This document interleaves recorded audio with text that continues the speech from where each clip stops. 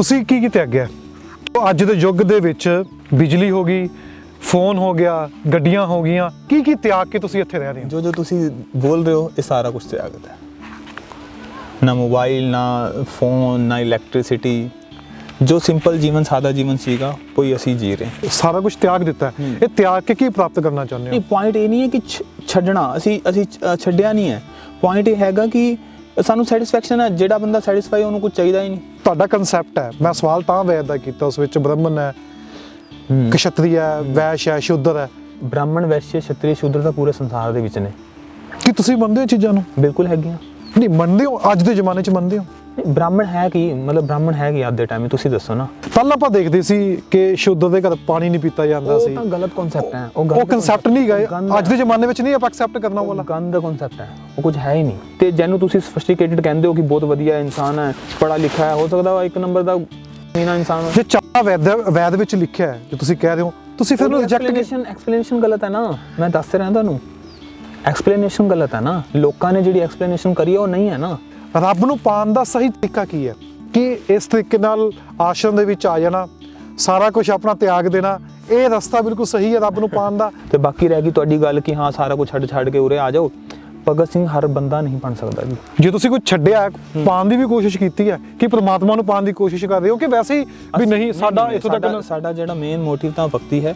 ਜੋ ਭਗਤੀ ਲਈ ਅਨੁਕੂਲ ਹੈ ਅਸੀਂ ਲੈ ਲੈਂਦੇ ਹਾਂ, ਜਿਹੜੇ ਭਗਤੀ ਲਈ ਪ੍ਰਤੀਕੂਲ ਹੈ ਅਸੀਂ ਉਹਨੂੰ ਛੱਡ ਦਿੰਦੇ ਹਾਂ। ਜਾਂ ਮਨ ਚਾਹੁੰਦਾ ਕਿ ਨਹੀਂ ਹੁਣ ਮੇਰੀ ਇੱਛਾ ਖਤਮ ਹੋ ਚੁੱਕੀ, ਮੈਂ ਸਭ ਕੁਝ ਪਾ ਲਿਆ, ਕੋਈ ਸਟੇਜ ਜਾਂ ਕੋਈ ਪੜਾਅ ਹੋ ਜਾਂਦਾ? ਬਿਮਾਰ ਬੰਦੇ ਦੇ ਸਿੰਪਟਮ ਹੁੰਦੇ ਆ ਨਾ, ਲੱਛਣ ਹੁੰਦੇ ਆ ਨਾ, ਪਤਾ ਲੱਗਦਾ ਨਾ ਡਾਕਟਰ ਨੂੰ ਕਿ ਇਹ ਬਿਮਾਰ ਹੈ ਬੰਦਾ। ਉਸੇ ਤਰ੍ਹਾਂ ਜਿਹਨੇ ਰੱਬ ਨੂੰ ਪਾ ਲਿਆ ਉਹਦੇ ਸਿੰਪਟਮ ਹੈ। ਇਸ ਦੁਨੀਆ ਦੇ ਵਿੱਚ ਜੋ ਤੁਸੀਂ ਸੁਵਿਧਾਵਾਂ ਛੱਡੀਆਂ ਨੇ, ਜਿਹੜੇ ਆਮ ਲੋਕ ਸੁਵਿਧਾਵਾਂ ਲੈ ਰਹੇ ਨੇ, ਜੇ ਉਹਨਾਂ ਕੋਲ ਮੌਜੂਦ ਹੈ, ਕਿ ਉਹ ਰੱਬ ਨੂੰ ਪਾ ਨਹੀਂ ਸਕਦੇ? ਮੰਨ ਲਓ ਤੁਸੀਂ ਪੇਨ ਹੈ, ਤੁਹਾਨੂੰ ਤੁਸੀਂ ਕਿਵੇਂ ਦੱਸ ਦੋਗੇ ਤੁਹਾਨੂੰ ਪੇਨ ਹੈ? ਸ਼ਬਦ ਵਿੱਚ ਦੱਸ ਸਕਦੇ ਹੋ, ਤੁਸੀਂ ਦੱਸ ਸਕਦੇ ਹੋ ਪੇਨ ਹੈ, ਲੇਕਿਨ ਫੀਲ ਕਿਵੇਂ ਕਰਾਓਗੇ ਸਾਹਮਣੇ ਵਾਲੇ ਨੂੰ? ਜੋ ਪੇਟ ਹੈ ਨਾ, ਉਹ ਖਾਣਾ ਮੰਗਦਾ ਹੈ, ਔਰ ਖਾਣਾ ਕਮਾਈ ਕਰਕੇ ਆਉਂਦਾ ਹੈ। ਮੰਨ ਲਓ ਕੱਪੜੇ, ਸਾਡੇ ਕੋਲ 2 ਦਾ ਕੱਪੜੇ ਆ, ਉਹ 2 ਸਾਲ ਚੱਲ ਜਾਂਦੇ ਆ, ਇੱਕ ਧੋਣਾ ਇੱਕ ਪਾਣਾ, ਹੋਰ ਦੱਸੋ ਕੀ ਚਾਹੀਦਾ? ਨਹੀਂ, ਪੈਸੇ ਦੀ ਲੋੜ ਤਾਂ ਪੈਂਦੀ ਨਾ, ਡਾਕਟਰ ਕੋਲ ਜਾਣਾ ਹੈ। ਮੈਂ ਉਹੀ ਤਾਂ ਕਹਿ ਰਿਹਾ, ਸਾਲ 'ਚ ਅਸੀਂ 2 ਗੋਲੀਆਂ ਤਾਂ ਖਾਂਦੇ ਨਹੀਂ। ਹੁਣ ਤੱਕ ਤੁਸੀਂ ਕੀ ਖੋਜਿਆ ਤੇ ਕੀ ਪਾਇਆ? ਇੰਨੇ ਸਾਧੂ ਸੰਤ ਆ ਗਏ, ਇੰਨੇ ਰਿਸ਼ੀ ਮੁਨੀ ਆ ਗਏ, ਕਰੋੜਾਂ ਜਨਮਾਂ ਤੋਂ ਤਪੱਸਿਆ ਕਰ ਰਹੇ ਆ, ਮਤਲਬ ਕਰੋੜਾਂ, ਕਈ ਵਰਸ਼ ਹੋ ਗਏ, ਕਈ ਹਜ਼ਾਰਾਂ ਸਾਲ ਹੋ ਗਏ, ਉਹ ਬਾਰ-ਬਾਰ ਕਹਿ ਰਹੇ ਆ ਰੱਬ ਹੈਗਾ, ਰੱਬ ਹੈਗਾ, ਭਗਤੀ ਕਰ ਰਹੇ ਆ, ਸਾਰਾ ਕੁਝ ਛੱਡ ਕੇ ਬੈਠੇ ਆ। ਮਤਲਬ ਉਹ ਪਾਗਲ ਸੀਗੇ ਕਿਆ? ਤੁਸੀਂ ਰੱਬ ਨੂੰ ਆਪਣੇ ਨਜ਼ਰ ਨਾਲ ਕਿਵੇਂ ਦੇਖਦੇ ਹੋ? ਫਿਰ ਕਿਵੇਂ ਕਹਿ ਸਕਦੇ ਆ ਲੋਕ ਕਿ ਇਸ ਸੰਸਾਰ ਨੂੰ ਬਣਾਉਣ ਵਾਲਾ ਨਿਰਾਕਾਰ ਹੋ ਸਕਦਾ, ਤਾਂ ਉਹਦਾ ਵੀ ਰੂਪ ਤੇ ਨਾਮ ਹੋਣਾ। ਕਿ ਇਸ ਤਰੀਕੇ ਨਾਲ ਜੋ ਤੁਸੀਂ ਅੱਜ ਕਰ ਰਹੇ ਹੋ, ਪਰਮਾਤਮਾ ਨੂੰ ਪਾਇਆ ਜਾ ਸਕਦਾ? ਰੱਬ ਨੂੰ ਪਾਉਣ ਲਈ ਮੈਂ ਨਹੀਂ ਕਹਿ ਰਿਹਾ ਕਰ ਛੱਡਣਾ ਪੈਣਾ ਤੁਹਾਨੂੰ, ਤੁਸੀਂ ਕਰ ਰਹਿ ਕੇ ਵੀ ਕਰ ਸਕਦੇ ਹੋ। ਅੱਛਾ, ਇਸ ਦੁਨੀਆ ਤੇ ਸੱਚ ਕੀ ਹੈ ਤੇ ਝੂਠ ਕੀ ਹੈ? ਡੈਥ ਨੂੰ ਅਸੀਂ ਇਗਨੋਰ ਕਰਦੇ ਆ ਨਾ, ਲੇਕਿਨ ਉਹ ਰਿਐਲਿਟੀ ਹੈ। ਮੌਤ ਹੈ, ਤੁਸੀਂ ਕਹਿ ਰਹੇ ਕਿ ਉਹ ਸੱਚ ਹੈ, ਉਹ ਤਾਂ ਹੈਗੀ ਹੈ। ਉਹ ਜ਼ਿੰਦਗੀ ਝੂਠ ਹੈ। ਕੋਈ ਵਿਅਕਤੀ ਆ ਕੇ ਕਹਿ ਲਵੇ, ਕੋਈ ਹੋਰ ਸ਼ਰਧਾਲੂ ਆ ਕੇ ਕਹਿ ਲਵੇ ਕਿ ਮੈਂ ਰੱਬ ਨੂੰ ਪਾ ਲਿਆ, ਫਿਰ ਤੁਸੀਂ ਉਹਨਾਂ ਨੂੰ ਕਿੱਦਾਂ ਦੇਖੋਗੇ? ਉਸੇ ਤਰ੍ਹਾਂ ਜਿਹਨੇ ਰੱਬ ਨੂੰ ਪਾ ਲਿਆ ਉਹਦੇ ਸਿੰਪਟਮ ਹੈ, ਉਹ ਆਪਣੇ ਪਛਾਣ ਲੇਗਾ ਕਿ ਇਹਨੇ ਪਾਇਆ। ਨਰਕ ਤੇ ਸਵਰਗ ਹੈ? ਨਰਕ ਤੇ ਸਵਰਗ ਹੈਗਾ, ਬਿਲਕੁਲ ਹੈ। ਸਾਡੇ ਸ਼ਾਸਤਰ ਤਾਂ ਕਹਿ ਰਹੇ ਆ, ਉਹਨਾਂ ਦੀ ਡਿਸਕ੍ਰਿਪਸ਼ਨ ਵੀ ਹੈਗੀ ਸਾਰੀ। ਆਪਾਂ ਕਾਰਡ ਛਪਦੇ ਦੇਖੇ ਨਾ, ਸਵਰਗਵਾਸ, ਹਾਂ, ਉਹ ਲੋਕਾਂ ਨੇ ਕਿਵੇਂ ਤੈਅ ਕਰ ਲਿਆ ਕਾਰਡ ਉੱਤੇ ਕਿ ਇਹ ਸਵਰਗ ਹੀ ਜਾਊਗਾ? ਉਹ ਗਲਤ ਹੈ, ਉਹ ਗਲਤ ਹੈ। ਉਹ ਤਾਂ ਉਹਨਾਂ ਨੇ ਮਤਲਬ ਉਹ ਗਲਤ ਹੈ ਬਸ। ਨਹੀਂ, ਉਹੀ ਪੁੱਛਦੇ ਆ ਨਾ, ਮੈਂ ਨਹੀਂ ਕਰ ਸਕਦੇ ਕਿ ਉਹ ਸਵਰਗ ਹੈ ਨਰਕ ਹੈ, ਤੁਸੀਂ ਕਿਵੇਂ ਕਹਿ ਸਕਦੇ ਹੋ? ਜਿਉਂਦੇ ਜੀ ਮੈਂ ਸਵਰਗ ਦੇਖ ਨਹੀਂ ਸਕਦਾ ਤੇ ਮਰਨ ਤੋਂ ਬਾਅਦ ਕਿਸੇ ਨੂੰ ਕਹਿ ਨਹੀਂ ਸਕਦਾ ਸਵਰਗ ਕਿਹੋ ਜਿਹਾ, ਫਿਰ ਪਰਿਭਾਸ਼ਾ ਕੀ ਹੋਏਗੀ? ਜ਼ਰੂਰੀ ਨਹੀਂ ਹੈ ਕਿ ਤੁਸੀਂ ਜੋ ਚੀਜ਼ਾਂ ਨਹੀਂ ਦੇਖੀਆਂ ਤਾਂ ਉਹ ਹੈ ਨਹੀਂ, ਇਹ ਤਾਂ ਮੂਰਖਤਾ ਕਹਿਣਾ। ਤੁਸੀਂ ਅੱਜ ਸਭ ਕੁਝ ਛੱਡ ਕੇ ਪ੍ਰਮਾਤਮਾ ਵਾਲੇ ਪਾਸੇ ਗਏ ਹੋ। ਜੋ ਵਿਅਕਤੀ ਕੰਮ ਕਰ ਰਹੇ ਨੇ ਜਾਂ ਤੁਹਾਡੇ ਵਾਲੇ ਪਾਸੇ ਨਹੀਂ ਆਏ, ਕਿ ਉਹ ਰੱਬ ਨੂੰ ਪਾ ਸਕਦੇ ਨੇ? ਭਗਤੀ ਕਰਨਗੇ ਤਾਂ ਪਾ ਸਕਣਗੇ। ਉਹ ਚੀਜ਼ ਤੁਸੀਂ ਵੀ ਤਾਂ ਕਰ ਸਕਦੇ ਸੀ ਨਾ ਉੱਥੇ। ਕਰ ਸਕਦੇ, ਮੈਂ ਤੁਹਾਨੂੰ ਕੀ ਕਿਹਾ, ਭਗਤ ਸਿੰਘ ਹਰ ਬੰਦਾ ਨਹੀਂ ਬਣ ਸਕਦਾ ਨਾ। ਪਿਛਲੀ ਵੀਡੀਓ ਇੱਕ ਬੜੀ ਸੀ, ਕਿਸੇ ਨੇ ਟਰਾਂਸਫਾਰਮਰ ਦੇਖ ਲਿਆ, ਕਮੈਂਟ ਆ ਰਹੇ ਸੀ ਵੀ ਮੀਟਰ ਲੱਗਿਆ ਹੋਊਗਾ, ਬਿਜਲੀ ਯੂਜ਼ ਕਰ ਰਹੇ ਹੋ। ਤਾਂ ਇਹ ਸਰਕਾਰੀ ਖੰਭੇ ਤਾਂ ਖੇਤਾਂ ਦੇ ਵਿੱਚ ਆਉਂਦੇ ਰਹਿੰਦੇ ਆ ਨਾ ਸਾਰਿਆਂ ਦੇ, ਕਿੱਥੇ ਉਹਨਾਂ ਨੇ ਤਾਰ ਪਾਣੀ ਹੈ, ਕਿਸੇ ਨੂੰ ਕਨੈਕਸ਼ਨ ਦੇਣਾ, ਤਾਂ ਸਾਡੇ ਖੇਤਾਂ ਦੇ, ਸਾਡੀ ਲੈਂਡ ਦੇ ਵਿੱਚ ਹੀ ਆ ਰਹੇ ਆ। ਅੱਛਾ, ਜ਼ਮੀਨ ਲੈਣ ਤੋਂ ਪਹਿਲਾਂ ਹੀ ਲੱਗੇ? ਪਹਿਲਾਂ ਦੇ ਹੀ ਲੱਗੇ ਸੀ, ਪਹਿਲਾਂ।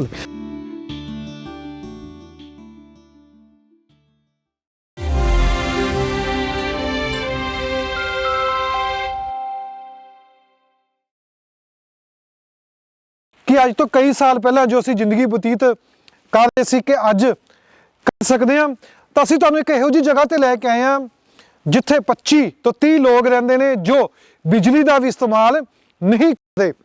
ਕਾਰਨ ਇੱਕੋ ਹੀ ਹੈ ਕਿ ਇੱਕ ਪੁਰਾਣਾ ਜੀਵਨ ਬਤੀਤ ਕਰਨਾ ਚਾਹੁੰਦੇ ਨੇ, ਪੁਰਾਣੇ ਜੀਵਨ ਨੂੰ ਥੋੜਾ ਹੋਰ ਨੇੜੇ ਹੋ ਕੇ ਦੇਖਣਾ ਚਾਹੁੰਦੇ ਨੇ। ਜੋ ਅੱਜ ਕੱਲ੍ਹ ਦੇ ਜ਼ਮਾਨੇ ਦੇ ਵਿੱਚ ਚਰਚਾ ਚੱਲਦੀ ਹੈ ਕਿ ਹੁਣ ਜੋ ਸਾਡੇ ਕੋਲ ਸੁਵਿਧਾਵਾਂ ਨੇ ਉਹ ਛੱਡੀਆਂ ਨਹੀਂ ਜਾ ਸਕਦੀਆਂ, ਚਾਹੇ ਫੋਨ ਹੈ, ਚਾਹੇ ਇਲੈਕਟ੍ਰਿਸਿਟੀ ਹੈ, ਚਾਹੇ ਗੱਡੀ ਹੈ, ਚਾਹੇ ਕੁਝ ਵੀ ਹੈ, ਪਰ ਇਹ ਲੋਕਾਂ ਨੇ ਤਿਆਗ ਕੇ ਇਸ ਸਥਾਨ ਦੇ ਉੱਤੇ ਰਹਿਣ ਲਈ ਚੁਣਿਆ।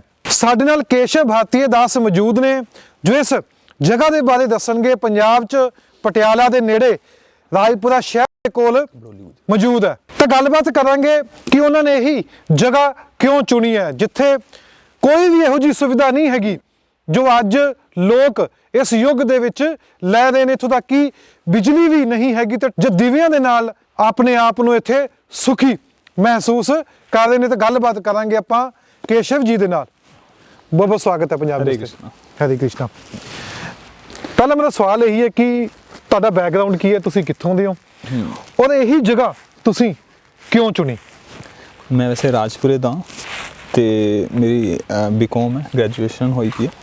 ਤੇ ਅਸੀਂ ਇਹ ਜਗ੍ਹਾ ਜਿਹੜੀ ਤੁਸੀਂ ਪੁੱਛ ਰਹੇ ਹੋ ਜਗ੍ਹਾ ਕਿਉਂ ਚੁਣੀ, ਕਿਉਂ ਕਰਕੇ ਸਾਧੂ ਜਿਹੜੇ ਹੈ ਨਦੀ ਦੇ ਨੇੜੇ ਰਹਿੰਦੇ ਨੇ। ਤੇ ਤੁਸੀਂ ਦੇਖ ਰਹੇ ਹੋ ਪਿੱਛੇ ਨਦੀ ਹੈ, ਮਤਲਬ ਦਿਖਾਈ ਤਾਂ ਨਹੀਂ ਨਾ, ਥੋੜਾ ਦੂਰ ਜਾ ਕੇ ਤੁਸੀਂ ਦੇਖੋਗੇ ਤਾਂ ਨਦੀ ਹੈ। ਤੇ ਪਲੱਸ ਇੱਕ ਸਤੋਗੁਣੀ ਤੇ ਡਿਵੋਸ਼ਨ ਭਗਤੀ ਲਈ ਕਰਨ ਲਈ, ਮਾਈਂਡ ਫ੍ਰੀ ਕਰਨ ਲਈ ਇੱਕ ਸ਼ਾਂਤੀ ਵਾਲੀ ਜਗ੍ਹਾ ਚਾਹੀਦੀ ਹੈ। ਮੋਸਟਲੀ ਜਿੰਨੇ ਵੀ ਤੁਸੀਂ ਦੇਖੋ ਆਸ਼ਰਮ ਇੱਕ ਅੱਛੀ ਜਗ੍ਹਾ ਤੇ ਹੀ ਬਣੇ ਹੁੰਦੇ, ਅੱਛੀ ਲੋਕੇਸ਼ਨ ਤੇ, ਜਾਂ ਤੁਸੀਂ ਹਿਲ ਸਟੇਸ਼ਨ ਤੇ ਚਲੇ ਜਾਓ ਉੱਥੇ ਬਣੇ ਹੁੰਦੇ ਆ ਸਾਧੂਆਂ ਦੇ ਆਸ਼ਰਮ। ਤਾਂ ਇਹ ਇੱਕ ਪੀਸਫੁਲ ਜਗ੍ਹਾ ਹੈ ਜਿਹੜੀ ਭਗਵਾਨ ਦੀ ਭਗਤੀ ਕਰਨ ਲਈ, ਡਿਵੋਸ਼ਨ ਕਰਨ ਲਈ ਬਹੁਤ ਜ਼ਰੂਰੀ ਹੈ। ਇੱਕ ਪੀਸਫੁਲ ਜਗ੍ਹਾ। ਤੁਸੀਂ ਕੀ ਤਿਆਗਿਆ ਜੋ ਅੱਜ ਦੇ ਯੁੱਗ ਦੇ ਵਿੱਚ ਬਿਜਲੀ ਹੋ ਗਈ, ਫੋਨ ਹੋ ਗਿਆ, ਗੱਡੀਆਂ ਹੋ ਗਈਆਂ, ਕੀ ਤਿਆਗ ਕੇ ਤੁਸੀਂ ਇੱਥੇ ਰਹਿ ਰਹੇ ਹੋ? ਜੋ ਤੁਸੀਂ ਬੋਲ ਰਹੇ ਹੋ ਇਹ ਸਾਰਾ ਕੁਝ ਤਿਆਗਤ ਹੈ। ਨਾ ਮੋਬਾਈਲ, ਨਾ ਫੋਨ, ਨਾ ਇਲੈਕਟ੍ਰਿਸਿਟੀ। ਜੋ ਸਿੰਪਲ ਜੀਵਨ, ਸਾਦਾ ਜੀਵਨ ਸੀਗਾ ਕੋਈ ਅਸੀਂ ਜੀ ਰਹੇ। ਜਿਸ ਤਰ੍ਹਾਂ ਪਹਿਲਾਂ ਸਾਡੇ ਬਜ਼ੁਰਗ ਰਹਿੰਦੇ ਸੀਗੇ, ਜੀਵਨ ਜਿੰਦੇ ਸੀਗੇ। ਹੈਂਡ ਪੰਪ ਹੈ ਇੱਥੇ, ਹੈਂਡ ਪੰਪ ਨਾਲ ਹੀ ਪਾਣੀ ਕੱਢਦੇ ਆ, ਕਿਉਂ ਇਲੈਕਟ੍ਰਿਸਿਟੀ ਹੈ ਨਹੀਂ ਤਾਂ ਫਿਰ ਹੈਂਡ ਪੰਪ ਹੀ ਚਲਾਉਣੇ ਪੈਣੇ। ਤੇ ਲੱਕੜ ਤੇ ਆਪਾਂ ਰੋਟੀ ਬਣਾਉਂਦੇ ਆ ਚੁੱਲ੍ਹੇ ਤੇ। ਤੁਹਾਡੇ ਕੋਲ ਲੋਕ ਇੱਥੇ ਆਉਂਦੇ ਨੇ ਕਿ ਡਿਪਰੈਸ਼ਨ ਦੇ ਵਿੱਚ ਚਲੇ ਗਏ ਨੇ ਲੋਕ, ਜਾਂ ਲੋਕ ਕਹਿੰਦੇ ਨੇ ਕਿ ਅਸੀਂ ਕੁਝ ਸਮਾਂ ਇੱਥੇ ਬਿਤਾਉਣਾ ਚਾਹੁੰਦੇ ਆ, ਸਾਨੂੰ ਬਾਹਰਲੀ ਦੁਨੀਆ ਜੋ ਹੈ ਇਸ ਸਮੇਂ ਅਸੀਂ ਜਾਣਾ ਨਹੀਂ ਚਾਹੁੰਦੇ, ਆਰਾਮ ਚਾਹੀਦਾ, ਸੁੱਖ ਚਾਹੀਦਾ, ਆਉਂਦੇ ਲੋਕ ਇੱਥੇ? ਵੈਸੇ ਤਾਂ ਅਜੇ ਤੱਕ ਤਾਂ ਨਹੀਂ ਆਏ ਕੋਈ, ਕਿਉਂ ਕਰਕੇ ਲੋਕਾਂ ਨੂੰ ਸ਼ਾਇਦ ਲੱਗਦਾ ਹੈ ਕਿ ਉਹਨਾਂ ਨੂੰ ਜਿਹੜੇ ਮੂਰਖ ਹੁੰਦੇ ਆ ਨਾ ਉਹ ਜੁੱਤੀਆਂ ਖਾ ਕੇ ਸਿੱਖਦੇ ਆ। ਤਾਂ ਉਸ ਤਰ੍ਹਾਂ ਹੀ ਹੈ, ਲੱਗਦਾ ਮਤਲਬ ਉਹਨਾਂ ਨੂੰ ਲੱਗਦਾ ਕਿ ਸੰਸਾਰ ਦੀਆਂ ਜਿਹੜੀਆਂ ਚੀਜ਼ਾਂ ਉਹਨਾਂ ਦੇ ਵਿੱਚ ਹੀ ਹੈਪੀਨੈਸ ਹੈ। ਬਟ ਇਹ ਕਈ ਇਤਿਹਾਸ ਗਵਾਹ ਹੈਗਾ ਕਿ ਬਹੁਤ ਸਾਰੀਆਂ ਚੀਜ਼ਾਂ ਹੋਈਆਂ, ਬਹੁਤ ਵੱਡੇ ਵੱਡੇ ਲੋਕ ਹੋਏ ਆ, ਉਹਨਾਂ ਨੇ ਪੂਰਾ ਇੰਜੋਇਮੈਂਟ ਕਰਕੇ ਦੇਖ ਲਿਆ ਹਰ ਤਰ੍ਹਾਂ ਦਾ, ਲੇਕਿਨ ਸੈਟੀਸਫੈਕਸ਼ਨ ਨਹੀਂ ਮਿਲੀ। ਆਦਮੀ ਕਿੱਦਾਂ ਖੁਸ਼ ਹੋ ਸਕਦਾ, ਕਿੱਦਾਂ ਆਦਮੀ ਆਪ ਨੂੰ ਤੁਹਾਡੇ ਹਾਂ ਤੁਸੀਂ ਕਹਿ ਰਹੇ ਹੋ ਖੁਸ਼ ਕਿਸ ਤਰ੍ਹਾਂ ਹੋ ਸਕਦਾ, ਤੁਹਾਡੇ ਸਾਹਮਣੇ ਹੈ ਪ੍ਰੈਕਟੀਕਲ। ਅਸੀਂ ਸਾਰੇ ਮਤਲਬ ਜਿੰਨੇ ਵੀ ਡਿਵੋਟੀ ਇੱਥੇ ਰਹਿੰਦੇ ਹਾਂ, ਅਸੀਂ ਐਜੂਕੇਟਿਡ ਹਾਂ, ਅੱਛੀ ਫੈਮਿਲੀ ਤੋਂ ਹਾਂ, ਤਾਂ ਉਸ ਤੋਂ ਬਾਅਦ ਇਹ ਸਭ ਛੱਡਣਾ ਯੰਗ ਏਜ ਦੇ ਵਿੱਚ, ਇਹਦਾ ਮਤਲਬ ਕੀ ਹੈ? ਤੁਹਾਨੂੰ ਇੱਕ ਹਾਰਟ ਦੇ ਅੰਦਰ ਕਾਫੀ ਪੀਸ ਹੈ ਨਾ, ਜੋ ਸ਼ਾਂਤੀ ਲੋਕ ਚਾਹੁੰਦੇ ਆ ਉਹ ਹੈਗਾ, ਤਾਂ ਹੀ ਤਾਂ ਛੱਡ ਸਕਦੇ ਹੋ। ਅਦਰਵਾਈਜ਼ ਅਗਰ ਤੁਸੀਂ ਅਨਸੈਟਿਸਫਾਈ ਹੋ ਤਾਂ ਕਿਸ ਤਰ੍ਹਾਂ ਛੱਡ ਲੋਗੇ? ਛੱਡ ਨਹੀਂ ਸਕਦੇ ਨਾ। ਛੱਡ ਕੇ ਤੁਸੀਂ ਸਾਰਾ ਕੁਝ ਤਿਆਗ ਦਿੱਤਾ, ਇਹ ਤਿਆਗ ਕੇ ਕੀ ਪ੍ਰਾਪਤ ਕਰਨਾ ਚਾਹੁੰਦੇ ਹੋ? ਨਹੀਂ, ਪੁਆਇੰਟ ਇਹ ਨਹੀਂ ਹੈ ਕਿ ਛੱਡਣਾ, ਅਸੀਂ ਛੱਡਿਆ ਨਹੀਂ ਹੈ। ਪੁਆਇੰਟ ਇਹ ਹੈਗਾ ਕਿ ਸਾਨੂੰ ਸੈਟੀਸਫੈਕਸ਼ਨ ਹੈ। ਜਿਹੜਾ ਬੰਦਾ ਸੈਟੀਸਫਾਈ ਉਹਨੂੰ ਕੁਝ ਚਾਹੀਦਾ ਹੀ ਨਹੀਂ। ਕੋਈ ਦੇਖੋ ਨਾ, ਜੇ ਤੁਸੀਂ ਕੁਝ ਛੱਡਿਆ, ਪਾਉਣ ਦੀ ਵੀ ਕੋਸ਼ਿਸ਼ ਕੀਤੀ ਹੈ ਕਿ ਪ੍ਰਮਾਤਮਾ ਨੂੰ ਪਾਉਣ ਦੀ ਕੋਸ਼ਿਸ਼ ਕਰ ਰਹੇ ਹੋ, ਕਿ ਵੈਸੇ ਹੀ ਵੀ ਨਹੀਂ ਸਾਡਾ ਇੱਥੋਂ ਤੱਕ? ਸਾਡਾ ਜਿਹੜਾ ਮੇਨ ਮੋਟਿਵ ਤਾਂ ਭਗਤੀ ਹੈ, ਭਗਵਦ ਗੀਤਾ ਹੈ, ਭਗਵਾਨ ਕ੍ਰਿਸ਼ਨ ਹੈ। ਉਹਨਾਂ ਦੀ ਭਗਤੀ ਲਈ ਅਨੁਕੂਲ ਸੇ ਸੰਕਲਪਾ, ਪ੍ਰਾਤੀਕੂਲ ਸੇ ਵਰਜਨਮ। ਇਹਦਾ ਮਤਲਬ ਹੈ ਕਿ ਜੋ ਭਗਤੀ ਲਈ ਅਨੁਕੂਲ ਹੈ ਅਸੀਂ ਲੈ ਲੈਂਦੇ ਹਾਂ, ਜਿਹੜੇ ਭਗਤੀ ਲਈ ਪ੍ਰਤੀਕੂਲ ਹੈ ਅਸੀਂ ਉਹਨੂੰ ਛੱਡ ਦਿੰਦੇ ਹਾਂ। ਪੁਆਇੰਟ ਹੈ। ਹੁਣ ਮੰਨ ਲਓ ਮੋਬਾਈਲ ਹੈ, ਉਹ ਭਗਤੀ ਦੇ ਅਗੇਂਸਟ ਹੈ, ਕਿਉਂ ਕਰਕੇ ਤੁਸੀਂ ਸਾਰਾ ਦਿਨ ਮੋਬਾਈਲ ਚਲਾਓਗੇ, ਮਾਈਂਡ ਪਹਿਲਾਂ ਹੀ ਅਨਕੰਟਰੋਲ ਹੈ ਤੁਹਾਡਾ, ਤੁਸੀਂ ਪਹਿਲਾਂ ਹੀ ਐਨੀਮਲ ਹੋ, ਨਾ ਤੁਹਾਨੂੰ ਖਾਣ ਦਾ ਪਤਾ ਹੈ, ਨਾ ਸੌਣ ਦਾ ਪਤਾ ਹੈ। ਤਾਂ ਜਦ ਸਾਡਾ ਮਾਈਂਡ ਅਨਕੰਟਰੋਲ ਹੈ, ਤਾਂ ਅਨਕੰਟਰੋਲ ਮਾਈਂਡ ਦੇ ਹੱਥ ਦੇ ਵਿੱਚ ਕੋਈ ਚੀਜ਼ ਆਏਗੀ ਤਾਂ ਉਹਦਾ ਮਿਸਯੂਜ਼ ਹੀ ਹੋਏਗਾ ਨਾ। ਤਾਂ ਭਗਤੀ ਕੀ ਕਰੋਗੇ ਤੁਸੀਂ? ਇਸ ਦੁਨੀਆ ਦੇ ਵਿੱਚ ਜੋ ਤੁਸੀਂ ਸੁਵਿਧਾਵਾਂ ਛੱਡੀਆਂ ਨੇ, ਜਿਹੜੇ ਆਮ ਲੋਕ ਸੁਵਿਧਾਵਾਂ ਲੈਦੇ ਨੇ, ਜੇ ਉਹਨਾਂ ਕੋਲ ਮੌਜੂਦ ਹੈ, ਕਿ ਉਹ ਰੱਬ ਨੂੰ ਪਾ ਨਹੀਂ ਸਕਦੇ? ਰੱਬ ਨੂੰ ਦੇਖੋ, ਮੈਂ ਉਹੀ ਕਹਿ ਰਿਹਾ ਨਾ, ਅੱਜ ਕੱਲ੍ਹ ਕੰਪਲੈਕਸ ਹੋ ਗਈ ਨਾ ਚੀਜ਼ਾਂ। ਮੈਂ ਬੇਸ ਤੇ ਗੱਲ ਕਰ ਰਿਹਾ ਕਿ ਤੁਹਾਡਾ ਮਾਈਂਡ ਹੀ ਅਨਕੰਟਰੋਲ ਹੈ ਨਾ। ਦੱਸੋ ਤੁਸੀਂ ਲੋਕ ਬਿਮਾਰ ਕਿਉਂ ਹੋ ਰਹੇ ਆ? ਵੱਧ ਖਾ ਰਹੇ ਆ ਤਾਂ ਹੀ ਤਾਂ ਬਿਮਾਰ ਹੋ ਰਹੇ ਆ। ਨਹੀਂ ਤਾਂ ਤੁਸੀਂ ਆਯੁਰਵੇਦ ਫੋਲੋ ਕਰੋ, ਅਸੀਂ ਸਵੇਰੇ 3:30 ਵਜੇ ਉੱਠਦੇ ਹਾਂ, 8 ਵਜੇ ਸੋ ਜਾਂਦੇ ਹਾਂ, ਸਾਨੂੰ ਤਾਂ ਕੋਈ ਦਵਾਈ ਦੀ ਲੋੜ ਨਹੀਂ ਪੈਂਦੀ। ਸਾਨੂੰ ਸਾਲ ਹੋ ਗਏ ਦਵਾਈ ਦੀ ਗੋਲੀ ਨਹੀਂ ਖਾਧੀ। ਤੁਹਾਡੇ ਪਿਤਾ ਜੀ ਜਾਂ ਤੁਹਾਡੇ ਮਾਤਾ ਜੀ ਪਿੱਛੋਂ ਉਹਨਾਂ ਦਾ ਕੀ ਬੈਕਗ੍ਰਾਉਂਡ ਹੈ? ਜਾਂ ਤੁਸੀਂ ਹੁਣ ਕਿਹਾ ਵੀ ਤੁਸੀਂ ਬਿਜ਼ਨਸ ਬੈਕਗ੍ਰਾਉਂਡ ਹੈਗਾ, ਮੇਰੇ ਫਾਦਰ ਬਿਜ਼ਨਸ ਕਰਦੇ ਨੇ। ਫਿਰ ਬਿਜ਼ਨਸ ਛੱਡ ਕੇ ਤੁਸੀਂ ਇਸ ਪਾਸੇ ਆ ਗਏ ਹੋ, ਤੁਹਾਨੂੰ ਪ੍ਰੇਰਿਤ ਕਿੰਨੇ ਕੀਤਾ? ਪ੍ਰੇਰਿਤ ਤਾਂ ਦੇਖੋ ਹਾਰਟ ਦੇ ਵਿੱਚ ਭਗਵਾਨ ਬੈਠੇ ਆ ਤੇ ਰੱਬ ਬੈਠਾ ਹੈ, ਉਹੀ ਪ੍ਰੇਰਿਤ ਕਰਦੇ ਆ। ਤਾਂ ਬੰਦਾ ਆਪੇ ਤਾਂ ਛੱਡ ਨਹੀਂ ਸਕਦਾ, ਉਹ ਨਾਮ ਦੀ ਪਾਵਰ ਹੀ ਬੰਦੇ ਨੂੰ ਖਿੱਚ ਕੇ ਲਿਆਉਂਦੀ ਹੈ। ਇਸ ਆਸ਼ਰਮ ਦੇ ਵਿੱਚ ਜੇ ਕਿਸੇ ਨੇ ਆਉਣਾ ਕਿ ਬਾਲ ਬ੍ਰਹਮਚਾਰੀ ਹੋਣਾ ਪੈਣਾ? ਨਹੀਂ, ਰਹਿਣ ਲਈ ਹਾਂਜੀ ਪਰਮਾਨੈਂਟ ਨਹੀਂ, ਗ੍ਰਸਤ ਵੀ ਆ ਸਕਦੇ ਆ। ਮੰਨ ਲਓ ਕੋਈ ਮੈਰਿਡ ਹੈ, ਆਪਣੀ ਵਾਈਫ ਨਾਲ ਆਪਣੇ ਬੱਚਿਆਂ ਨਾਲ ਉਹ ਰਹਿ ਸਕਦਾ, ਲੇਕਿਨ ਅਜੇ ਸਾਡਾ ਇੱਥੇ ਉਹ ਵਾਲਾ ਕਨਸੈਪਟ ਨਹੀਂ ਹੈਗਾ। ਵੈਸੇ ਹੋਰ ਜਗ੍ਹਾਵਾਂ ਤੇ ਕਨਸੈਪਟ ਹੈਗਾ, ਗੁਜਰਾਤ ਦੇ ਵਿੱਚ ਸਾਡਾ ਕਨਸੈਪਟ ਹੈ, ਉੱਥੇ ਜਾ ਕੇ ਰਹਿ ਸਕਦਾ, ਲੇਕਿਨ ਰਹਿਣਾ ਚਾਹੇ ਵੈਸੇ 2-3 ਦਿਨ ਰਹਿਣ ਲਈ ਆ ਸਕਦਾ। ਸਾਡੇ ਕੋਲ ਗੈਸਟ ਹਾਊਸ ਹੈ, ਉਹ ਸਾਡਾ ਜੀਵਨ ਦੇ ਸਕਦਾ, ਰਹਿ ਕੇ ਦੇਖ ਸਕਦਾ। ਗੱਲ ਹੁਣ ਕਰੀਏ ਉਸ ਸਮੇਂ ਦੀ ਜੋ ਤੁਸੀਂ ਅੱਜ ਅਪਣਾਇਆ ਹੈ, ਇਹ ਵਾਲਾ ਤੁਸੀਂ ਕਹਿ ਰਹੇ ਹੋ ਕਿ ਅਸੀਂ ਉਹ ਚੀਜ਼ਾਂ ਅਪਣਾਉਣੀਆਂ ਚਾਹੁੰਦੇ ਹੋ ਜੋ ਪਹਿਲਾਂ ਇਨਸਾਨ ਵਿੱਚ ਹੈਗੀਆਂ ਸੀ। ਕਿ ਇਸ ਤਰੀਕੇ ਨਾਲ ਜੋ ਤੁਸੀਂ ਅੱਜ ਕਰ ਰਹੇ ਹੋ ਪਰਮਾਤਮਾ ਨੂੰ ਪਾਇਆ ਜਾ ਸਕਦਾ? ਦੇਖੋ ਮੈਨੂੰ ਇਹ ਦੱਸੋ, ਜਦ ਬੰਦਾ ਬਿਜ਼ਨਸ ਕਰਦਾ ਤਾਂ ਉਹ ਜੋ ਉਹਨੂੰ ਰਿਕੁਆਇਰਮੈਂਟ ਚੀਜ਼ਾਂ ਹੁੰਦੀਆਂ ਤਾਂ ਉਹ ਆਪਣੇ ਆਲੇ ਦੁਆਲੇ ਰੱਖਦਾ ਨਾ। ਤਾਂ ਉਸੇ ਤਰ੍ਹਾਂ ਰੱਬ ਨੂੰ ਪਾਉਣ ਲਈ ਮੈਂ ਨਹੀਂ ਕਹਿ ਰਿਹਾ ਕਰ ਛੱਡਣਾ ਪੈਣਾ ਤੁਹਾਨੂੰ, ਤੁਸੀਂ ਕਰ ਰਹਿ ਕੇ ਵੀ ਕਰ ਸਕਦੇ ਹੋ, ਬਟ ਅੱਜ ਦੇ ਟਾਈਮ ਵਿੱਚ ਤੁਸੀਂ ਜੋਬ ਹੈਗੀ, ਇੰਨੇ 12 ਘੰਟੇ ਦੀ ਜੋਬ ਹੈਗੀ, ਦਿੱਲੀ ਵਰਗੇ ਸ਼ਹਿਰਾਂ ਤੁਸੀਂ 2 ਘੰਟੇ ਜਾਓਗੇ, 2 ਘੰਟੇ ਆਓਗੇ, 10 ਘੰਟੇ ਦੀ ਜੋਬ ਹੋਗੀ, 14 ਘੰਟੇ ਹੋ ਗਏ, 6 ਘੰਟੇ ਸੌਣ ਨੂੰ ਹੋ ਗਏ, ਖਾਣਾ ਪੀਣਾ ਕਦੋਂ ਡਿਵੋਸ਼ਨ ਕਰੋਗੇ? ਮਾਈਂਡ ਦੇ ਵਿੱਚ ਤਾਂ ਤੁਹਾਡੇ ਆਫਿਸ ਦਾ ਵਰਕ ਚੱਲੇਗਾ, ਤਾਂ ਸਾਨੂੰ ਫ੍ਰੀ ਤਾਂ ਹੋਣਾ ਹੀ ਪੈਣਾ। ਬਾਕੀ ਮੈਂ ਨਹੀਂ ਕਹਿੰਦਾ ਕਿ ਸਾਰਾ ਕੁਝ ਛੱਡਣਾ ਪੈਣਾ, ਮਤਲਬ ਤੁਸੀਂ ਧੀਰੇ ਧੀਰੇ ਕਰਕੇ ਵੀ ਸਟਾਰਟ ਕੋਈ ਜ਼ਬਰਦਸਤੀ ਨਹੀਂ ਹੈ। ਹਾਂ, ਕਿਸੇ ਨੂੰ ਥੋਪਿਆ ਨਹੀਂ ਜਾ ਸਕਦਾ ਵੀ ਛੱਡ ਕੇ ਇੱਥੇ ਆਓ ਜੀ, ਬਿਲਕੁਲ ਆਦੀ ਮਨੋ ਹੈ ਜੀ, ਕਿਸੇ ਨੇ ਮਨੋ ਇਹੋ ਜਿਹੀ ਗੱਲ ਨਹੀਂ। ਸਾਡੇ ਨਾਲ ਕਈ ਕੰਗਰੀਗੇਸ਼ਨ ਹੈ ਜਿਹੜੇ ਗ੍ਰਸਤ ਹੈ, ਜੋਬ ਕਰਦੇ ਹੈ, ਬਿਜ਼ਨਸ ਕਰਦੇ ਹੈ, ਉਹ ਜੁੜੇ ਹੋਏ ਆ, ਆਉਂਦੇ ਇੱਥੇ? ਹਾਂ ਬਿਲਕੁਲ ਆਉਂਦੇ ਆ, ਬਾਹਰੋਂ ਵੀ ਆਉਂਦੇ ਆ ਲੋਕ ਰਹਿਣ, ਲੇਕਿਨ ਡਿਵੋਟੀ ਆਉਂਦੇ ਆ ਜਿਹੜੇ ਲੋਕ ਜੁੜੇ ਹੋਏ ਆ। ਤਾਂ ਉਹ ਡਿਵੋਸ਼ਨ ਵੀ ਕਰਦੇ ਆ, ਭਗਤੀ ਕਰਦੇ ਆ, ਆਪਣਾ ਬਿਜ਼ਨਸ ਵੀ ਕਰ ਰਹੇ ਆ, ਜੋਬ ਵੀ ਕਰ ਰਹੇ ਆ, ਉਹ ਟਾਈਮ ਦਿੰਦੇ ਆ ਨਾ। ਉਹਨਾਂ ਨੇ ਸਿਸਟਮ ਬਣਾਇਆ, ਇੱਕ ਸ਼ੈਡਿਊਲ ਬਣਾਇਆ, ਅਨੁਸ਼ਾਸਨ ਕੀਤਾ ਆਪਣੀ ਲਾਈਫ ਨੂੰ ਕਿ ਇਸ ਤਰ੍ਹਾਂ ਕਰਨਾ, ਤਾਂ ਉਹ ਚੱਲਦਾ। ਜਿਸ ਅਵਸਥਾ ਵਿੱਚ ਤੁਸੀਂ ਹੋ, ਜੇ ਕਿਸੇ ਨੇ ਇੱਥੇ ਜੋ ਗਿਆਨ ਹਾਸਲ ਕਰਨਾ ਹੈ, ਤੁਸੀਂ ਗਿਆਨ ਦੀ ਗੱਲ ਕਰ ਰਹੇ ਹੋ ਜੋ ਤੁਸੀਂ ਹਾਸਲ ਕੀਤਾ ਹੈ, ਜੇ ਕਿਸੇ ਹੋਰ ਵਿਅਕਤੀ ਨੇ ਗਿਆਨ ਹਾਸਲ ਕਰਨਾ ਹੈ, ਉਸ ਲਈ ਕੀ ਪ੍ਰੋਟੋਕੋਲ ਹੈ? ਉਹਦੇ ਲਈ ਕੋਈ ਸਿੰਪਲ ਹੈ, ਇਹੋ ਜਿਹੀ ਕੋਈ ਗੱਲ ਨਹੀਂ ਹੈ। ਆ ਕੇ ਨਾਮ ਲਵੇ ਭਗਵਾਨ ਦਾ, ਗੀਤਾ ਪੜ੍ਹੇ, ਸਾਡੇ ਨਾਲ ਰਵੇ। ਅਗਰ ਰਹਿਣਾ ਚਾਹੁੰਦਾ ਨਾ, ਇਹ ਪੁੱਛ ਰਹੇ ਹੋ ਨਾ? ਹਾਂਜੀ ਹਾਂ, ਆ ਕੇ ਰਹੇ। ਅੱਛਾ, ਇਸ ਦੁਨੀਆ ਤੇ ਸੱਚ ਕੀ ਹੈ ਤੇ ਝੂਠ ਕੀ ਹੈ? ਸੱਚ ਕੀ ਹੈ ਉਹਦੇ, ਵੈਸੇ ਇਹ ਜਿਹੜਾ ਤੁਸੀਂ ਕੁਐਸਚਨ ਪੁੱਛਿਆ ਨਾ, ਇਹ ਬਹੁਤ ਵੱਡਾ ਆਨਸਰ ਹੈ। ਮਤਲਬ ਐਵੇਂ ਤੁਸੀਂ ਪੁੱਛੋ ਧਰਮ ਕੀ ਹੈ, ਉਹ ਇੱਕ ਸ਼ਬਦ ਦੇ ਵਿੱਚ ਉਹਨੂੰ ਰੱਖਿਆ ਨਹੀਂ ਜਾ ਸਕਦਾ, ਸੱਚ ਕੀ ਹੈ ਝੂਠ ਕੀ ਹੈ। ਲੇਕਿਨ ਸੱਚ ਇਹ ਹੈ ਕਿ ਚੀਜ਼ਾਂ ਨੂੰ ਜੋ ਰਿਐਲਿਟੀ ਹੈ ਐਜ਼ ਇਟ ਇਜ਼ ਰੱਖਿਆ ਜਾਵੇ, ਉਹ ਰਿਐਲਿਟੀ ਹੈ। ਐਗਜ਼ਾਮਪਲ ਲਈ ਇਹ ਦੁਨਿਆਵੀ ਤੁਸੀਂ ਜਿਵੇਂ ਡੈਥ ਹੈ, ਡੈਥ ਨੂੰ ਅਸੀਂ ਇਗਨੋਰ ਕਰਦੇ ਹਾਂ ਨਾ, ਲੇਕਿਨ ਉਹ ਰਿਐਲਿਟੀ ਹੈ। ਕਿਸੇ ਵੀ ਚੀਜ਼ ਨੂੰ ਰੀਅਲ ਤਰੀਕੇ ਨਾਲ ਪੇਸ਼ ਕੀਤਾ ਜਾਵੇ ਤਾਂ ਉਹ ਰਿਐਲਿਟੀ ਹੈ। ਯਾਨੀ ਕਿ ਜੋ ਡੈਥ ਹੈ, ਮੌਤ ਹੈ, ਤੁਸੀਂ ਕਹਿ ਰਹੇ ਕਿ ਉਹ ਸੱਚ ਹੈ? ਉਹ ਤਾਂ ਹੈਗੀ। ਉਹ ਜ਼ਿੰਦਗੀ ਝੂਠ ਹੈ? ਜ਼ਿੰਦਗੀ ਮਤਲਬ ਇਹ ਨਹੀਂ ਕਹਿ ਸਕਦੇ, ਟੈਂਪਰੇਰੀ ਹੈ, ਪਰਮਾਨੈਂਟ ਨਹੀਂ ਹੈ, ਬਸ ਇਹ ਕਹਿ ਸਕਦੇ ਹੋ।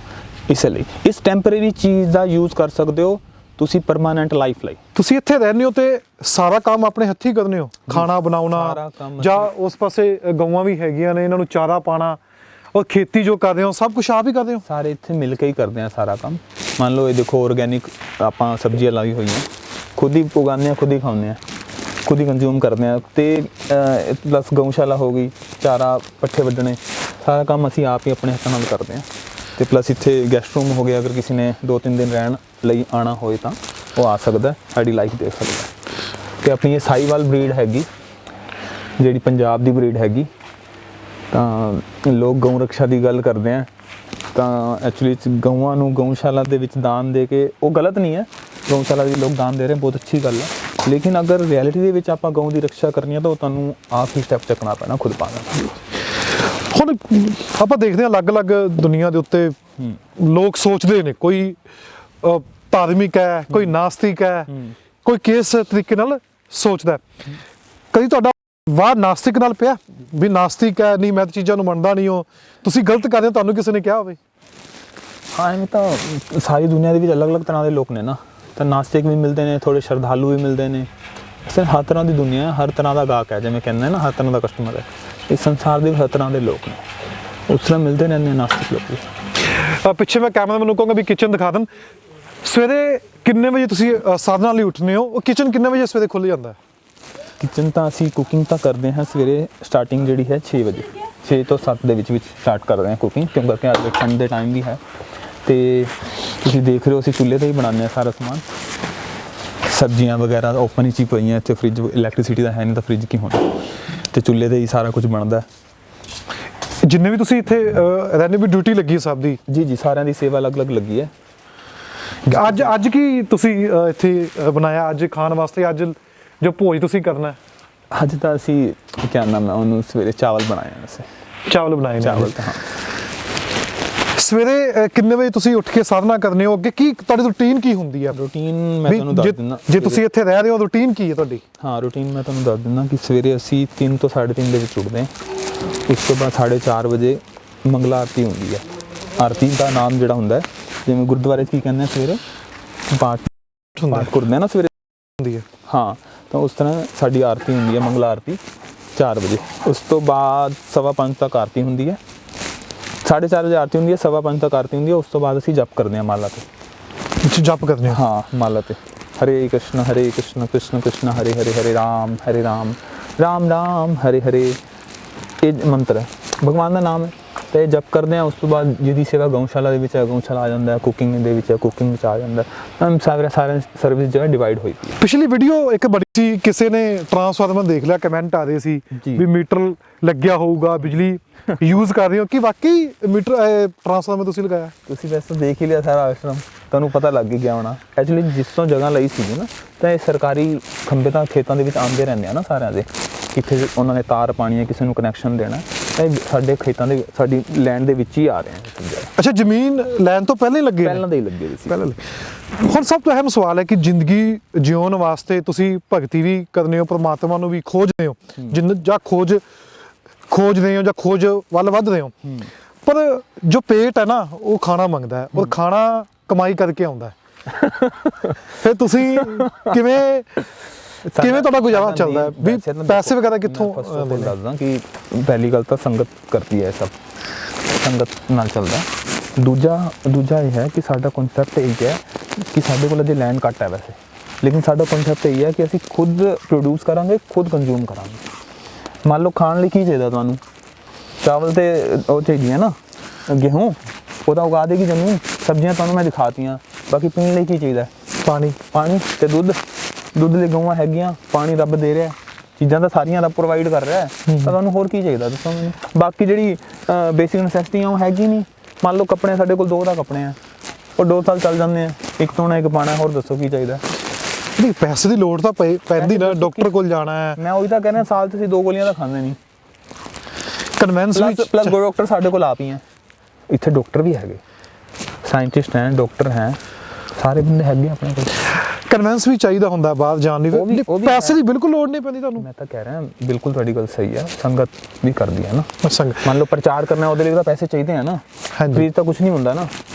ਪੁਆਇੰਟ ਇਹ ਹੈ ਕਿ ਜੋ ਨੋਰਮਲ ਲੋਕ ਹੈ, ਜੋ ਜਨਰਲ ਪਬਲਿਕ ਹੈ, ਜਿਨ੍ਹਾਂ ਨੂੰ ਉਹਨਾਂ ਖਰਚਾ ਹੈ, ਉਹਨਾਂ ਤੋਂ ਸਾਡਾ 10% ਖਰਚਾ ਹੋਣਾ ਬਸ। ਹੁਣ ਤੱਕ ਤੁਸੀਂ ਇਸ ਤਰੀਕੇ ਨਾਲ ਰਹਿ ਰਹੇ ਹੋ, ਕਿੰਨਾ ਸਮਾਂ ਹੋ ਗਿਆ? ਹੁਣ ਤੱਕ ਤੁਸੀਂ ਕੀ ਖੋਜਿਆ ਤੇ ਕੀ ਪਾਇਆ, ਜੇ ਪ੍ਰਮਾਤਮਾ ਵਾਲੇ ਪਾਸੋਂ ਗੱਲ ਕਰ ਲਈ ਆਪਾਂ?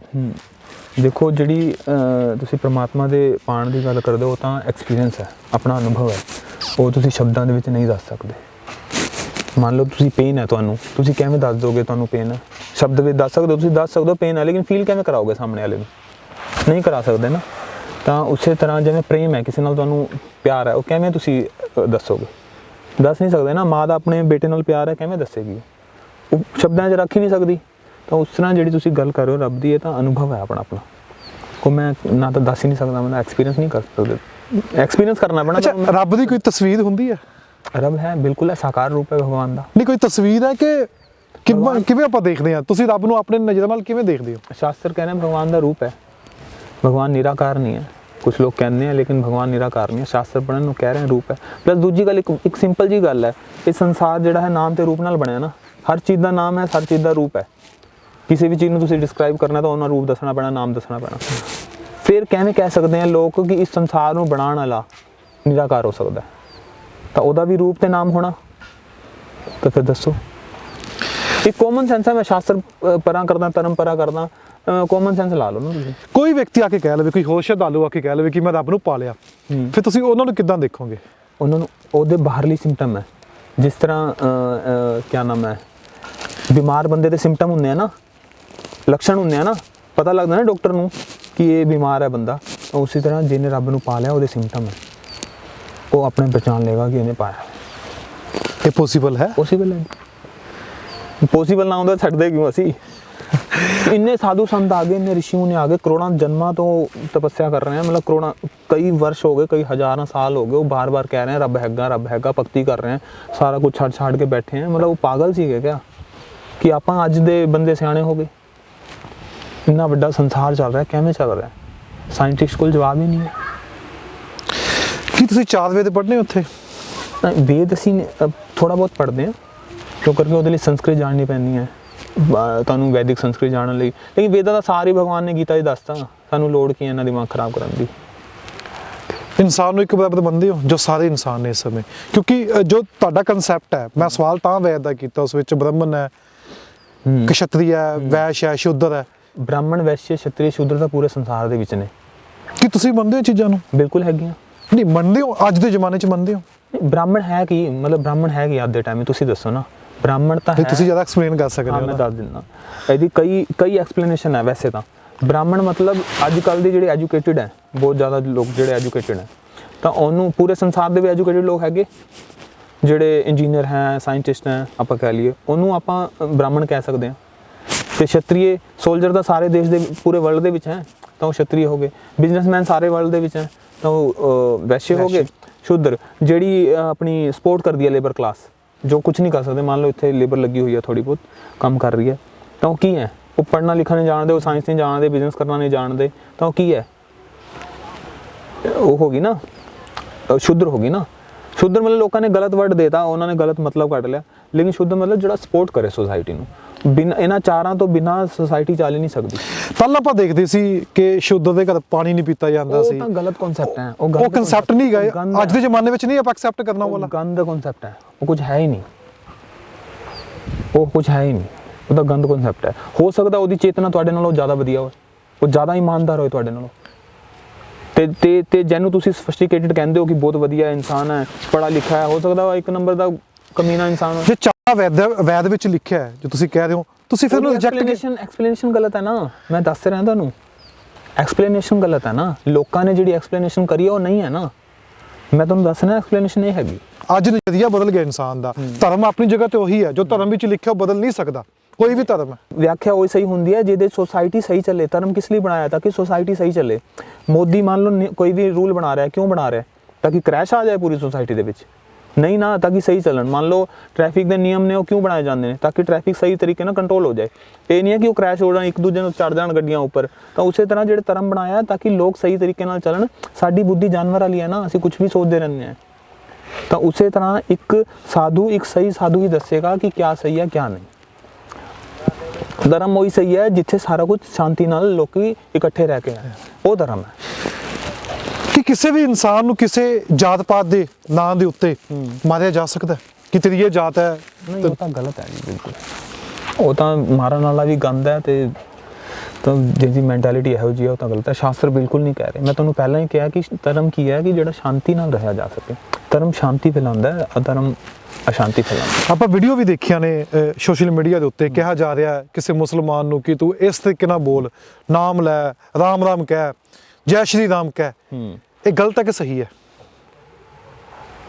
ਡਿਪੈਂਡ ਕਰਦਾ ਉਹਦੀ ਇੰਟੈਂਸ਼ਨ ਦੇ ਉੱਪਰ। ਮੰਨ ਲਓ ਮੈਂ ਕਹਾਂ ਦਵੇਸ਼ ਨਾਲ ਕਿ ਚੱਲ ਵੀ ਰਾਮ ਰਾਮ ਬੋਲ ਬਈ, ਤਾਂ ਉਹ ਕਿਉਂ ਕਹਿਣਾ ਚਾਹੁੰਦਾ? ਉਹ ਆਪਣੇ ਅੱਲਾ ਦਾ ਨਾਮ ਲੈ ਰਿਹਾ, ਉਹਨੂੰ ਲੈਣ ਦਿਓ ਨਾ। ਮੰਨ ਲਓ ਮੈਨੂੰ ਕੋਈ ਅੱਲਾ ਦਾ ਨਾਮ ਲੈਣ ਨਹੀਂ ਕਹੇ, ਪਹਿਲੀ ਗੱਲ ਤਾਂ ਰੱਬ ਇੱਕੋ ਹੈ, ਦੇਖੋ। ਲੇਕਿਨ ਉਹ ਕਿਉਂ ਕਹਿ ਰਿਹਾ? ਇੰਟੈਂਸ਼ਨ ਜਾਣਨੀ ਪੈਣੀ ਨਾ ਉਹਦੀ। ਜਾਂ ਤਾਂ ਉਹ ਮੈਨੂੰ ਬੰਦੂਕ ਦੇ ਜ਼ੋਰ ਤੇ ਕਹਿ ਰਿਹਾ ਕਿ ਹਾਂ ਲੈਂਦਾ ਕਿ ਨਹੀਂ ਲੈਂਦਾ, ਜਿਵੇਂ ਲੋਕ ਅੱਜ ਕਰ ਰਹੇ हैं, ਲੋਕ ਮੁਸਲਿਮ ਲੋਕ ਕਰ ਰਹੇ हैं, ਜਾਂ ਕੁਝ ਹੋਰ ਵੀ ਜਿੰਨੇ ਵੀ ਲੋਕ हैं ਉਹ ਡਾਇਵਰਟ ਕਰ ਰਹੇ हैं, ਜਾਂ ਫਿਰ ਕਈ ਸਾਰੀ ਚੀਜ਼ਾਂ ਤੁਹਾਨੂੰ ਪਤਾ ਹੀ ਹੈ। ਤੇ ਫਿਰ ਉਹ ਇੰਟੈਂਸ਼ਨ ਦੇ ਉੱਪਰ ਡਿਪੈਂਡ ਕਰਦਾ ਕਿਸ ਇੰਟੈਂਸ਼ਨ ਨਾਲ ਕਹਿ ਰਿਹਾ। ਨਹੀਂ, ਜੇ ਕਿਸੇ ਨੂੰ ਥੱਪੜ ਮਾਰ ਕੇ ਕਵਾਂਗੇ ਵੀ ਤੂੰ ਗਲਤ ਹੀ ਹੈ, ਕਿਉਂ ਕਵੇ? ਕਿਉਂ ਜ਼ਬਰਦਸਤੀ ਤੁਸੀਂ ਕਰ ਰਹੇ ਹੋ ਉਹਦੇ ਨਾਲ? ਜ਼ਬਰਦਸਤੀ ਨਹੀਂ ਕਰ ਸਕਦੇ, ਉਹਦੀ ਆਪਣੀ ਇੱਛਾ ਹੈ ਨਾ।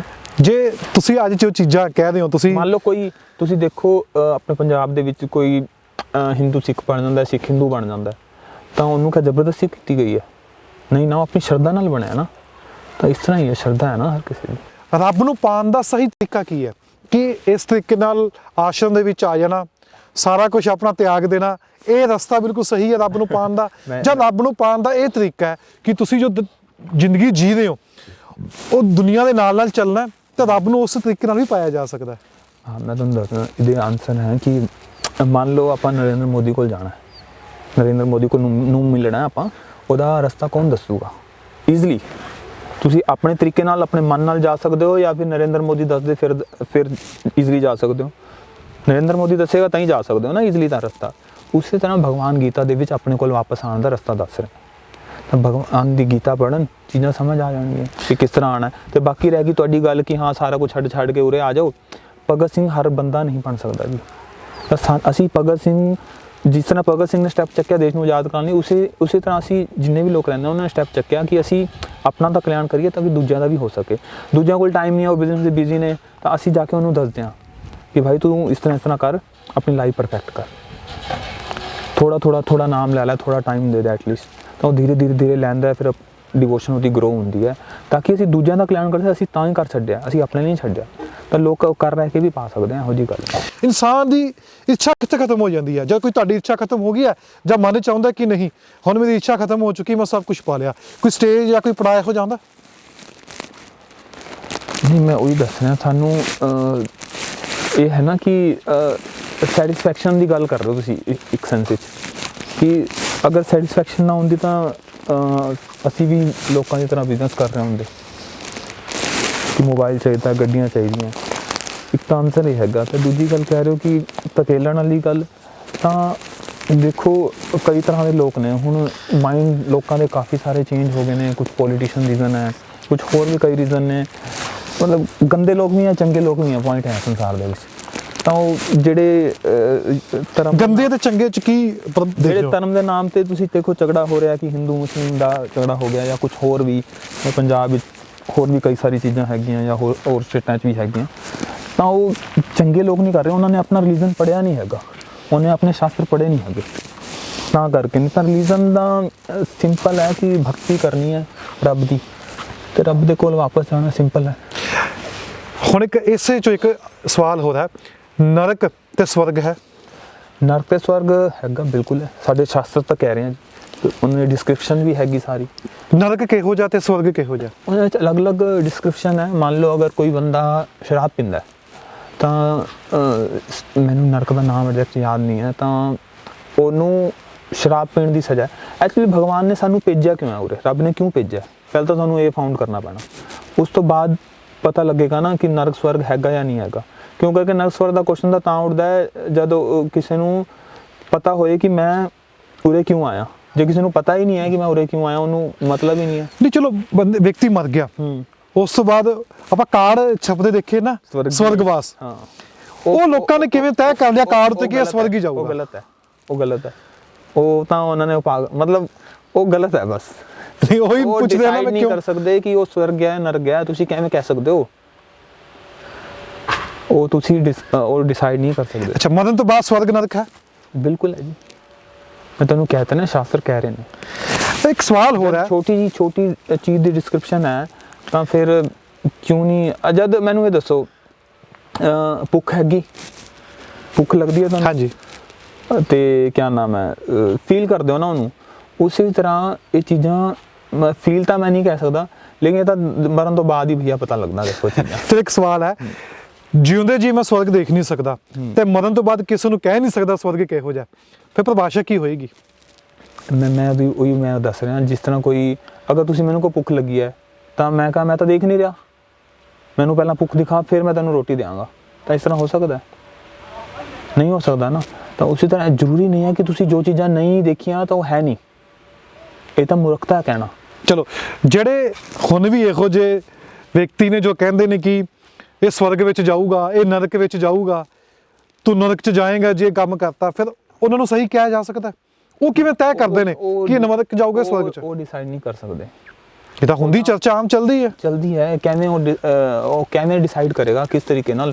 ਉਹਦੇ ਕਈ ਜਨਮਾਂ ਦੇ ਪਾਪ ਪੁੰਨੇ ਹੈਗੇ ਕਿ ਆਪ ਤਾਂ ਪਿਛਲੇ ਜਨਮ ਵਿੱਚ ਕੀ ਕਰਕੇ ਆਇਆ, ਜਾਂ ਅਗਲੇ ਜਨਮ ਹੋ ਸਕਦਾ ਉਹਦੇ ਤੁਸੀਂ ਦੇਖੋ ਕਿ ਗੰਦੇ ਕੰਮ ਕਰ ਰਿਹਾ, ਹੋ ਸਕਦਾ ਸਵਰਗ ਚਲਾ ਜਾਵੇ। ਪਿਛਲਾ ਜਨਮ ਹੁੰਦਾ ਇਨਸਾਨ ਦਾ? ਰੀਕਾਰਨੇਸ਼ਨ ਹੈਗੀ, ਅਗਲਾ ਜਨਮ ਵੀ ਹੋ ਸਕਦਾ। ਬਿਲਕੁਲ ਹੈਗਾ। ਕਿੰਨੇ ਇਨਸਾਨ ਦੇ ਜਨਮ ਨੇ? ਕਰੋੜਾਂ ਜਨਮ ਹੈ ਜੀ, ਜਦ ਤੱਕ ਤੁਸੀਂ ਭਗਤੀ ਕਰਕੇ ਵਾਪਸ ਨਹੀਂ ਜਾਓਗੇ ਤਾਂ ਹੁੰਦਾ ਰਹੇਗਾ।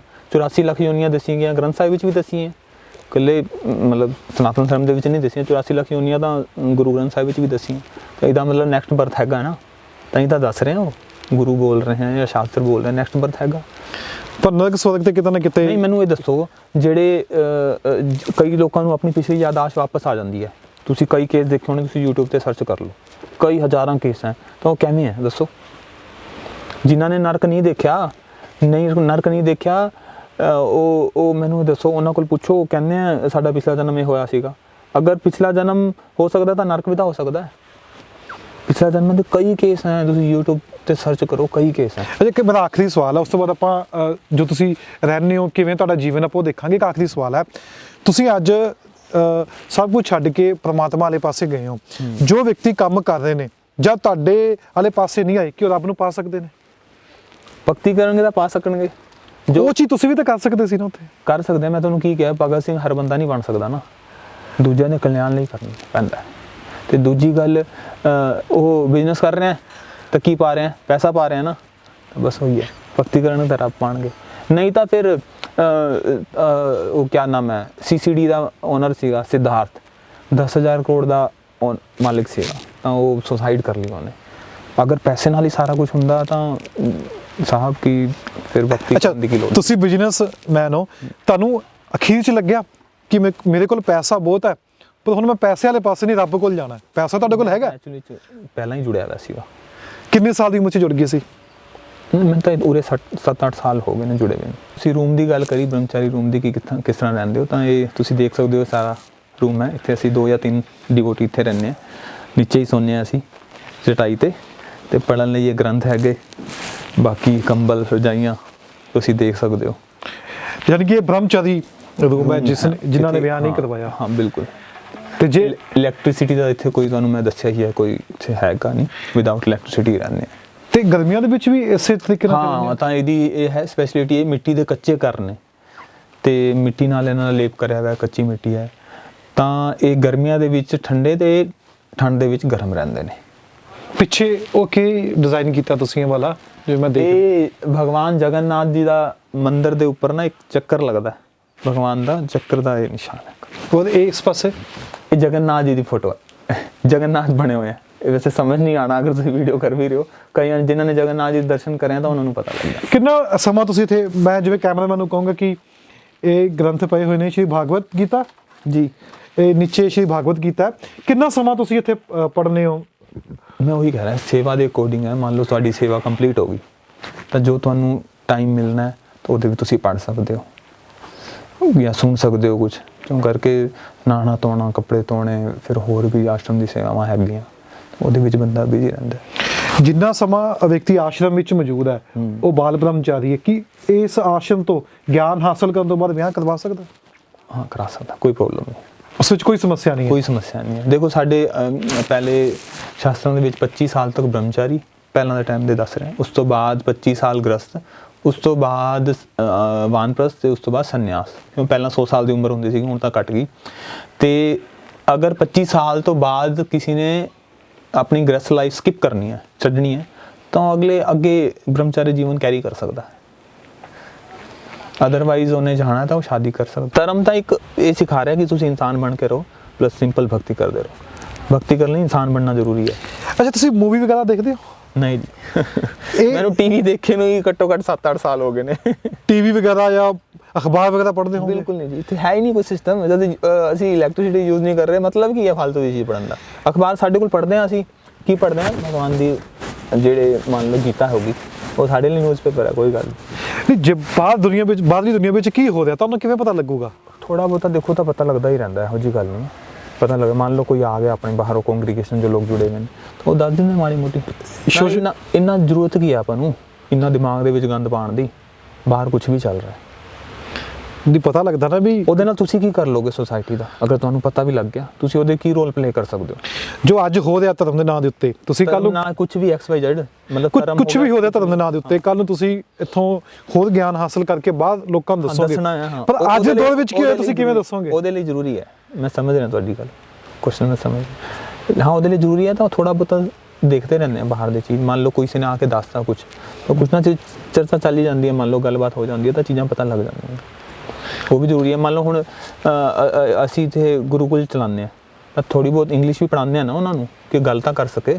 ਤੁਸੀਂ ਸਾਰੀ ਗੱਲਬਾਤ ਸੁਣੀ। ਅਸੀਂ ਤੁਹਾਨੂੰ ਇਸ ਆਸ਼ਰਮ ਦੇ ਵਿੱਚ ਲੈ ਕੇ ਆਏ ਹਾਂ ਜਿੱਥੇ 25 ਤੋਂ 30 ਇਹੋ ਜਿਹੇ ਇਨਸਾਨ ਨੇ ਜੋ ਜੀਵਨ ਤਿਆਗ ਕੇ ਇੱਥੇ ਮੌਜੂਦ ਨੇ, ਤਾਂ ਆਪਣੇ ਆਪ ਦੇ ਵਿੱਚੋਂ ਪ੍ਰਮਾਤਮਾ ਨੂੰ ਲੱਭਣ ਦੀ ਕੋਸ਼ਿਸ਼ ਕਰ ਰਹੇ ਨੇ, ਪ੍ਰਮਾਤਮਾ ਦੇ ਨਾਲ ਜੁੜਨ ਦੀ ਕੋਸ਼ਿਸ਼ ਕਰ ਰਹੇ ਨੇ।